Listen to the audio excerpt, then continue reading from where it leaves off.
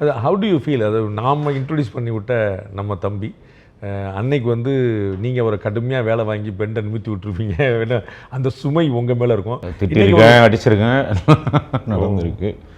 இன்றைக்கி வந்து ஒரு ஆக்டருக்கான அடையாளமாக அவர் பார்க்க போகிறார். தனுஷ் மாதிரி நடிக்கணும், தனுஷ் மாதிரி வரணும், தனுஷ் மாதிரி அடுத்த சில நடிகர்கள் வந்து நிற்கிறாங்க.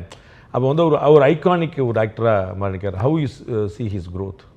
எப்பவுமே வந்து எல்லாரும் தான் லான்ச் பண்ணுறோம். அந்த ஃபஸ்ட்டு ஒரு அதுதான் நம்ம செய்ய முடியுமோ தவிர பாக்கியெல்லாம் அவங்க தான் அவங்கள செதுக்கிக்கணும். ஸோ மிஞ்சி படம் நான் 2 படம் பண்ணோம். தொழுவதெல்மை அண்ட் காதல் கண்டேன். அதுக்கப்புறம் டைம் ஆச்சு உங்களுக்கு இன்னொரு படம் புதுப்பேட்டைன்னு வர்றதுக்கே. ஸோ அந்த டைமில் அவர் ஆல்ரெடி ஸ்டாராக தான் இருந்தார் ஆக்சுவலாக. அப்புறம் அடுத்து மயக்கம் பண்ணும்போதெல்லாம் அவர் ரொம்ப ஸ்டார். ஸோ உங்களுக்கு முட்டிக்கும் பற்றிக்கும். ஸோ அதெல்லாம் நான் 100% சொல்லுவோம். அவரே செதுக்கிக்கிறவர் தான்.